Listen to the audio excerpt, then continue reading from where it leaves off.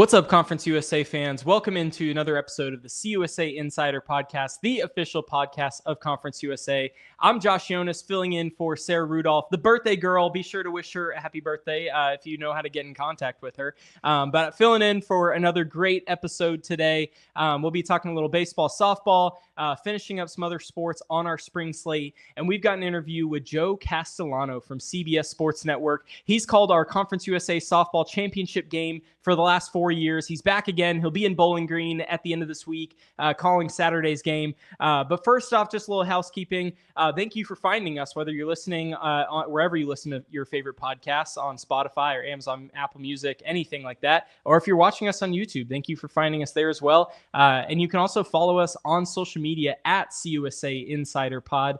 But let's get right into it. I'm joined by Eric Jones, our Associate Director of Communications, back again to help me kind of fill in on some sports here and talk a little baseball, softball.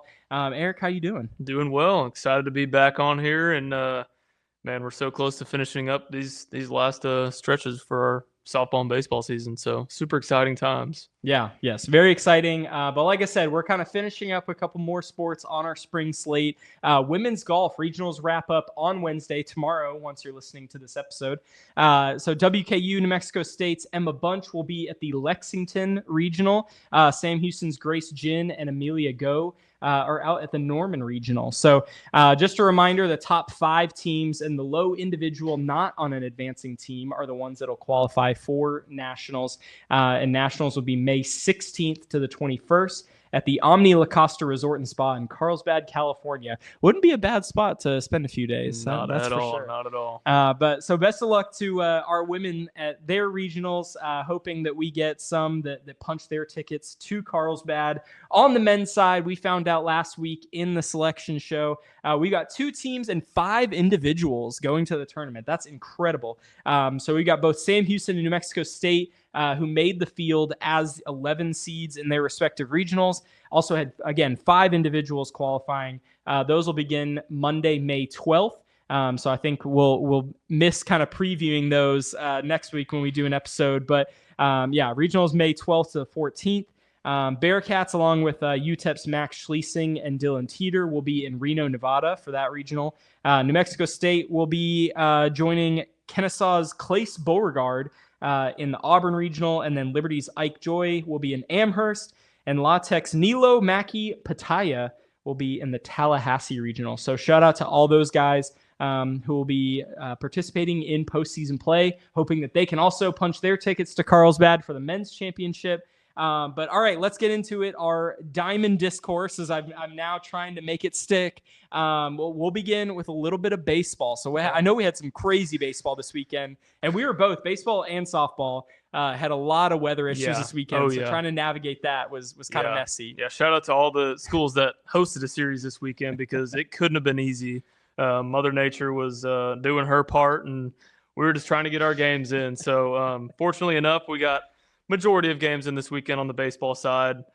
And I would say personally, this is probably one of the wilder weekends I've seen, just results-wise. But sitting there, we got DBU at the top now, 16-5 in league play. Kennesaw right behind them. Kennesaw State's 14-6. They were only able to play 2 games this weekend, but got a doubleheader sweep yesterday against New Mexico State. And then WKU, a huge bounce back week this week. Swept Louisiana Tech at home, and they've been unbeatable at home this year. I mean, almost unbeatable. 29-1. It's the most home wins by a WKU team ever in their program history. So, wow. Super exciting weekend this weekend. We have DBU. They've won 12 of the last 13 games in conference play, and that kind of dates back to when they got taken out of the rankings. And I know they've had a little bit of injury bug and trying to figure out that pitching staff a little bit. But these guys are playing really good ball right now. Keaton Grady at the top of the lineup. He's been, the spark plug maybe they needed at the top. And no, they're playing great baseball right now. And we actually get to see them host Kennesaw State this weekend. And a Kennesaw State team that maybe we didn't see them, at this high up in the standings at this late in the year, earlier on this year. So should be a super exciting series this weekend.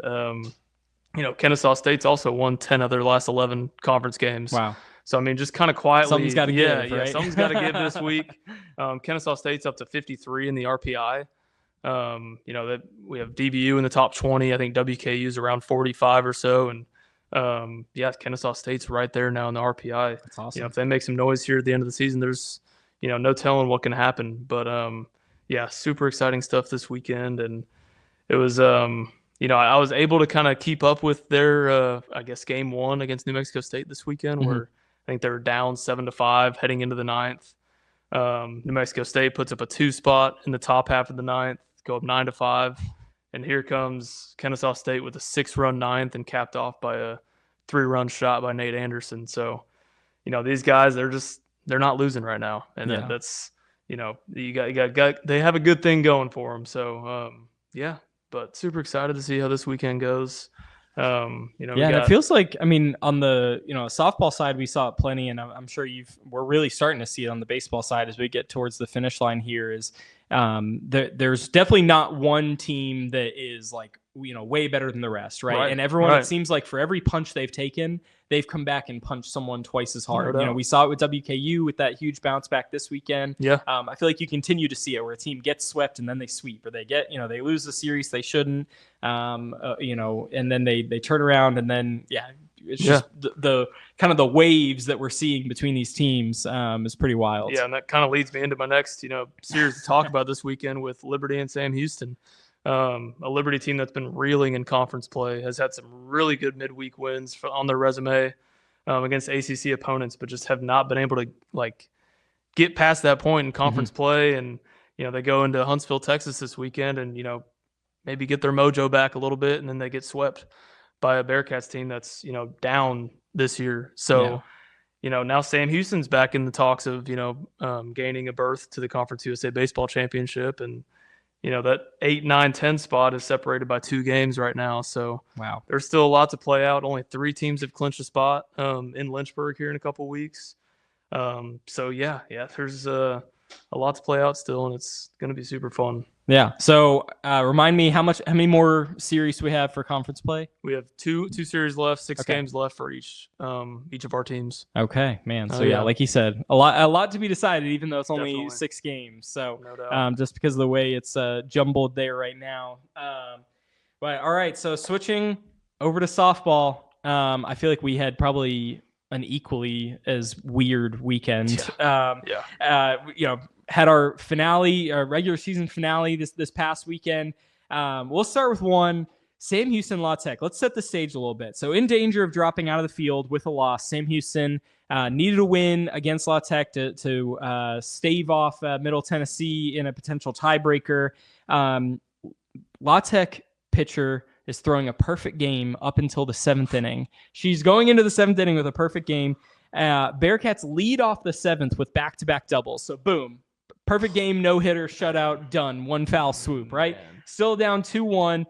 Jenny Robson, who had the second double, she ends up coming around to score the tying runs. We go to extras. Second time in the series. They had gone to extras in game 2 as well. La Tech had come out on top in that one. But they go to extras again. Sam Houston walks second batter up for the Bearcats, walk it off with a solo home run to clinch the final spot in the tournament. So that was just a taste of our wild weekend. I didn't even have it written down here because it didn't really affect the seeding quite as much. New Mexico State went to the 13th or 14th inning against Kennesaw State to settle there. Again, it was a game that didn't really have any bearing on the seeding by the end of it. It was just like, why not? Why not have a 14-inning game to wrap up the regular season? And then, so with La Tech's series loss to the Bearcats, the number 2 seed was all up for grabs between Jack State and WKU, a huge series in Bowling Green. We previewed it plenty when we talked to Julie Bolin last week. But let's set the stage again. So we go back to April 13th. WKU just lost a Series 2 rival Middle Tennessee. They were 7-10 in league play, sitting in 7th place. So on the outside looking in for a tournament they're hosting, which we've talked about it plenty. That's no fun. You don't want to be hosting a tournament that you're not even playing in. And we don't want that either because it's definitely not a fun staff to work with when that happens. I'm fortunate I haven't had it happen since I've been here, but have seen it before. So they're in 7th place, serious danger of missing the tournament. The Lady Toppers never lost a conference game again from that moment. They went 7-0-1 over their final 3 series. They just won 2. They only ended up playing 2 games there in Bowling Green. They took both from Jack State to grab the number 2 seed. And we'll talk about it more in our interview with Joe. But, I mean, just in the office today, we're recording this on Monday, so the day after the bracket came out, and everyone is just like, how is WKU the 2 seed? I don't know. I mean, I can tell you, I know because they had the second best win percentage, but I don't know how they got to this point because if you had asked me back on April 13th, I would have told you there's no way that I really didn't think they were going to make the tournament, much less be the number 2 seed. But shout out to Amy Tudor, an incredible head coach there in Bowling Green for really rallying the girls in the locker room and making sure that they did not have any quit in them. They were able to kind of rattle off these 3 series victories to get this number 2 seed. Obviously, a huge opportunity in this tournament with that coming with a bye. Like I mentioned, we've got a great interview with Joe Casteallno from CBS Sports Network, who, like I said, gets the opportunity to call our championship final on Saturday once again on CBS Sports Network at noon Central. But enjoy this interview with Joe previewing our 2025 softball tournament. Joining us here today on CUSA Insider, we have Joe Casteallno, the play-by-play extraordinaire for the past 4 seasons on our CUSA Softball Championship broadcast on CBS Sports Network. Joe, thank you so much for joining us. Looking forward to some fun softball in Bowling Green here in just a few days. Me too. Thanks, Sarah and Josh. Really looking forward to it. Thanks for having me. Yeah, absolutely. Looking forward to working with you again. You've kind of, we talked about it before we got on, like you've kind of seen the change of guard in Conference USA. You've seen this tournament play out a few times. How excited are you to be back? And what are you looking forward to this week in Bowling Green? Yeah, I'm really looking forward to it. I mean, if we get a rematch of Western Kentucky and Liberty, that would be pretty good, considering what happened last year. That game was wild for the championship, going extra innings, going to 9 innings, a walk-off, some controversy with a hit by pitch and everything. We had a lot of fun last year, so I'm expecting that it's going to be a great tournament and championship game again. Yeah, you mentioned WKU there, the 2 seed in this tournament, Liberty the 1 seed, really setting up for a rematch like you're talking about, but some surprise, I think, for a lot of people, WKU ending up in that 2 spot. There was a chance a couple of weeks ago that we weren't sure they were even going to make the 6-team tournament. And they have just showed out and played some really good softball here down the stretch. Are you surprised that the Hilltoppers find themselves in the number 2 spot? I am and I'm not. I am because they didn't start out so well, but I'm not too surprised because Amy Tudor is such a good coach, and she's been able to lead that team to glory before. I mean, remember when they had the tournament at Western Kentucky the last time they won, and they just seem to always be in the running, and they were right there last year. So, even though you lose players and it's a different group than it was a few years ago, same coach. And I mean, she just has an intensity about her. She loves the game and, played, and it's just a great coach. So I'm not too surprised. On a broadcast standpoint, what's your approach? Because you guys are kind of swooping in right there at the end for the title game. So many potential championship matchups, potential storylines, one we've already talked about with a rematch of last year's title game. How do you stay prepared and get ready for that one game? Well, yeah, really try to do a lot on Friday, just watch the games and see how they transpire and get caught up on the storylines at that point more than anything. It is a quick turnaround. I mean, it's a long day of trying to prepare for who is going to get there. Just try to follow it beforehand as much as possible and try to get to know ins and outs about the players. We rely on the sports information directors a lot. They give us great information. And then we hope to talk to the head coaches and some of the players beforehand. So it all kind of comes together quickly when you're in a situation like this where you're just doing the championship. I mean, I've done it both ways where, I've done the D2 baseball championship for the last 14 years. And when we're doing a baseball tournament like that and we're doing every game like I've done, that's different where, you can really rely on all of the different information that you get throughout the tournament and everything that you've seen. In this case, you're just doing the championship. So you're really just trying to focus on those 2 teams when they get there. So it is kind of rushed. You have a lot to do in a short amount of time. Yeah, you've got a lot of softball to watch over the next couple of days for sure. So you mentioned that you've called the game for the last 4 seasons in a row. Josh was saying you've been through the realignment with CUSA, seen some old teams leave, some teams that were at the top of the softball standings in Conference USA for a long time, and some new teams come in. What has calling these games over this last couple of years, like how has that shaped your perspective of the newly revamped Conference USA in softball? I think anybody can win. I mean, that's the main ingredient for this conference is that, you might have a favorite. You might think, okay, you got a number 1 and number 2 seed and everything, but that might not come to fruition. And even for Liberty, I mean, it wasn't easy for them last year. They lost early on, so they had to come back and keep winning to end up being the champs. So I just think it's not easy for anybody. There's parity, and, it's fun because of that. It's not like there's one team that's definitely dominant and they're going to blow out the other team when they get to the championship. Yeah, looking at the standings, it was kind of Liberty and everybody else sitting there. If you look at the standings right now, WKU 14-10-1, Jacksonville State 15-11, Louisiana Tech 15-12 in conference, New Mexico State 14-13, Sam Houston 14-13. I felt really bad for Josh yesterday having to figure out where the seedings lied and having to figure out all those tiebreaker scenarios. But you're right, there's a ton of parity in this league, but Liberty definitely kind of showing that they are the favorite going into this weekend. Dot Richardson, obviously a mainstay in college softball, in softball, the sport in general. What are you seeing out of this Liberty program that excites you right now? Yeah, I mean, it's just because she's such a pro, she really knows how to get a team ready for this moment. I mean, they're not nervous about it. I think because of her. I mean, she played in the Olympics. She was a great player, one of the best softball players in the history of Olympic softball and in the country. And then she just knows all the ins and outs too because she was a broadcaster. So she's great for us. She really knows how to talk about the game and motivate her players. And I first met her in Athens at the Olympics in 2004, and I was already impressed with her by that point. So when I got to see her again last year for the championship, it didn't surprise me at all what she's been able to build in a short amount of time, really, at Liberty. We've talked about the teams there at the top, some of the top contenders going into the week. Who are some other teams and maybe even some other players that you're really excited to potentially watch on Saturday? Yeah, I mean, I really haven't had a chance to see the players yet. This tournament is really going to be the first time I get to see some of the newer players in the tournament. I could just tell you that the athleticism is really pretty amazing. I remember a couple of years ago, we had a catch at the center field fence that still sticks in my mind.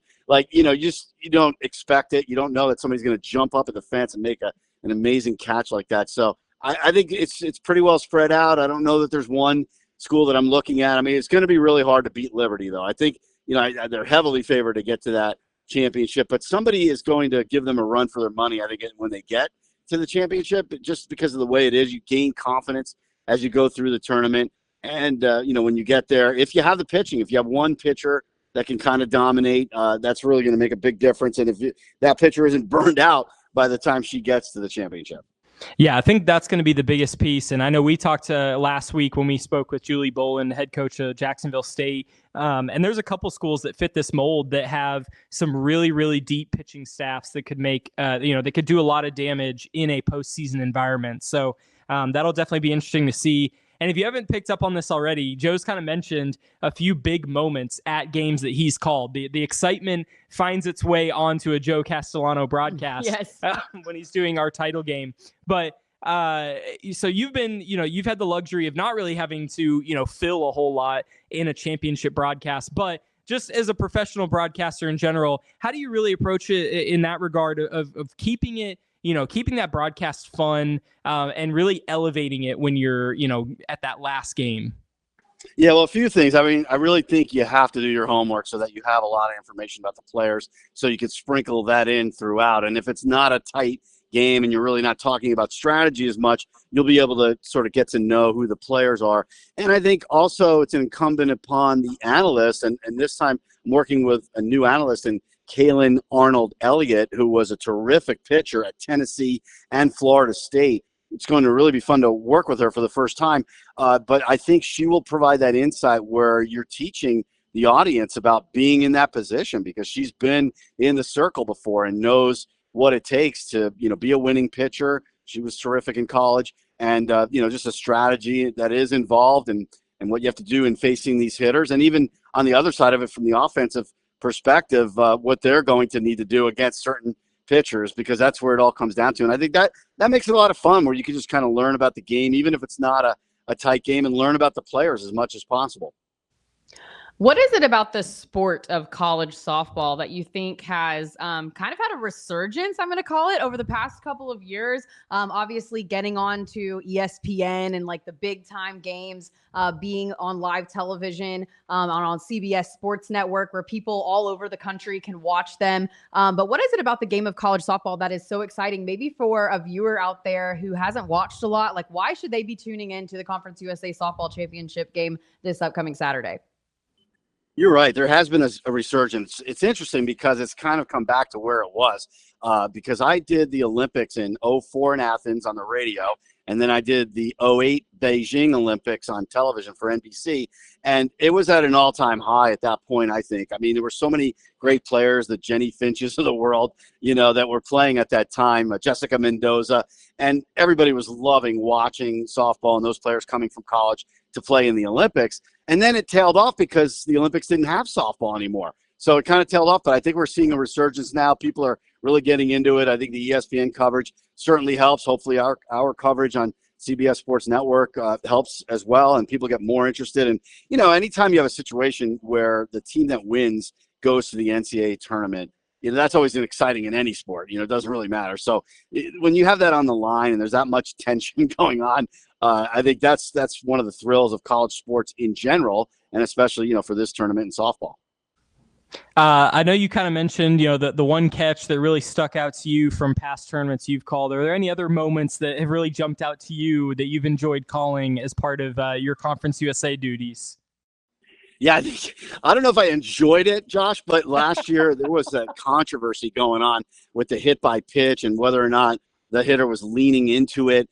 And, so it's kind of, it's tough because, you're just not knowing exactly what the umpire is calling right there. At first, it looks like he's calling a foul ball, and then he's saying, wait a minute, no, it hit her on the elbow, and wait, we got to talk this over. And, so that definitely sticks in my mind. But just the fact that we went extra innings, there were all kinds of great plays in that one. If I remember right, I think there was a play at the plate, that keeps it going. I love extra innings. A lot of people don't. They want the game to end. I want it to keep going. I mean, as long as I don't have a flight to catch, right? Right. I mean, yeah. Keep going. Yeah, it was just so great. I wouldn't mind seeing extra innings again this time. It was awesome. I was going to say it's 2 years running now because, the final in Ruston, I felt like it was kind of deja vu, right? We had, I think we got to the 12th inning in that one, and there was a little drama as well. And that's right. That's right. I forgot we went 12. I know they kind of blend together a little bit, right? Yeah, no, that's right. I mean, it seems like that's just the way it's going to go. We're going to go extra innings no matter what. But I mean, that's what happens when you have teams that are pretty evenly matched and the pitching is really good, and somebody's always going to stand out. And like we said, I mean, if a really good pitcher doesn't get tired earlier on, and that's where the head coaching comes in too. I mean, I know it's not like baseball where you're really worried about a pitch count, but you also, you really do have to kind of watch how your pitcher is reacting to pitching on consecutive days. And because that's what the thing about a tournament, compared to the regular season. I mean, you're really playing a lot of innings here in a row. We talked a little bit here about some of the, things that come up in a broadcast, some of these storylines. Obviously, when there's exciting games, that helps too. What are some of the other storylines that you really like to highlight? Or, if you hear about a certain thing, you're like, oh yeah, I love, getting to talk about this certain thing. Mm-hmm. Yeah, well, especially, I mean, when a player comes back from an injury, and like if you see a knee brace, I recall there was a player last year that, that player had to really work hard to get back. Those kind of stories where somebody has faced adversity, most of the time through an injury. I mean, some of these players have had, multiple surgeries, or how do you come back from, an ACL on both knees? You see that kind of stuff. I like that because, I mean, it just tells you how much somebody loves it, how much they're willing to work to get to that point. And then, it's going to help somebody later on in life because they work that hard. They know that it pays off in the end. And just the camaraderie too. I mean, that's the thing I really look forward to with a tournament like this. When we interview maybe 2 or 3 players, you can tell that they're best friends by this point because they've been together, and just the rooting for each other. It's really fun to watch it come together, and especially for somebody who's a senior and they've been in the program for a few years and they want to win so badly and get to the NCAA tournament. All of that together is really what I enjoy about it. Yeah, I mean, the game is fun, right? But I love getting to tell and listen to the student athlete stories. Obviously, at this level, we really are all about the student athlete. That's what we're here for, is for them. It doesn't matter who wins or loses. I mean, on the conference side, we always win and we always lose. So it doesn't really matter who wins or loses, but we enjoy those student athlete stories. But one more note, just kind of on the softball side, that on the playing surface, I guess, as we go into this tournament, we spoke about Liberty. We talked about pitching and how important it is to make sure that your pitcher is on point for the championship game once you get to Saturday. One thing about Liberty is that they do have deep pitching. And so that's one thing that I'm going to be looking at heading into this weekend compared to some of our other schools who may have one standout star. Mm-hmm. Liberty has multiple. But when you look at the bracket, Liberty has 3 conference losses this year. 2 of them are to New Mexico. One of them is to New Mexico State, and the other one is to Sam Houston, who both made the tournament. And so those are games you kind of start to look at and you're like, okay, can they catch them? I don't know. They got them once. Like, can they get them again? Yeah. You got Desiree Spearman, who can put the whole team on her back and win a game there for New Mexico State. So I'm really looking forward to this weekend. I think it's going to be a good one, but can someone slay the Goliath of Liberty? We'll have to wait and see. I know. Yeah, and I think as a head coach, it is difficult because you're trying to figure out, how long do I stay with a pitcher in this situation? And when you get to a championship, I mean, if you've been riding a pitcher all season, you don't really want to pull that pitcher out, even if you have depth like Dot Richardson does. So those are the decisions that are very difficult to make, and it's fun for us to kind of look at it. And, the whole thing is really fun because anybody who played any sports at any level, when you get to that point where you're trying to get to the NCAA tournament and how nerve-wracking it can be and you're trying to calm yourself down, in the early innings, try to get into the flow of the game. I think everybody's nervous in that first inning. I don't care, if you've been around, if you're a senior, you're just a little nervous because, everything's on the line right there. So it's hard to calm down, even if you have a veteran coach like these 2 teams we just talked about that, could get there. They do. But I still feel like you have to figure out a way to calm yourself down because even if you had a great season, it may be different when you get to that championship. Yeah. And I think especially in this league, when we just talk about the landscape of the league as a whole, Liberty's kind of in a unique boat. I think, even if they don't win the championship, I think they're in the tournament field just based on the metrics. But, so not that there isn't pressure with them if they make it to that championship game, but I think for these other 5 teams, they have to hoist that trophy on Saturday to have their name called. So I think just that extra level of pressure can either help you or hurt you, right? But I think that it makes it so much more exciting because, you kind of go into the week thinking, they probably look at it and think, man, it's going to be hard to beat Liberty, right? And it's going to be hard to be that one that gets the automatic bid. But, it can definitely happen. And I think we have a few teams that are more than worthy of some really great places in the field and some great opportunities to pick up some wins that we've already had this year. I mean, Louisiana Tech has 2 top 5 wins on the year. Jacksonville State beat Mississippi State earlier this year. You get a handful of other ones that, or even teams that have been very competitive with that upper echelon of teams. So, obviously I would love for us to be a multi-bid league. That, like you said, we always win, but we can win more if we get 2 teams in. So, yes, we can. Well, it did happen a few years ago, right? Mm-hmm. I'm trying to remember that. Yeah, we had teams. It was Middle Tennessee and Charlotte actually both made it to the regional finals of and Middle Tennessee came into the tournament as a 6 seed, won the tournament and advanced to the regional final, had beaten Alabama once and had to beat them again. Unfortunately, couldn't get it done. And then, Charlotte gets the at-large bid. They make it to the regional final against Duke and can't get it done. You saw it again with Liberty last year. This has got to be the year, right? I keep telling everybody, if it's Liberty, if it's whoever else, like this has got to be the year that Conference USA breaks through into the supers because you've had so many great teams in the last 3-4 years that have been right there. They've been been so close to that opportunity. But I think this is the year. I'm gonna put it out there. So you mentioned the pitching depth before.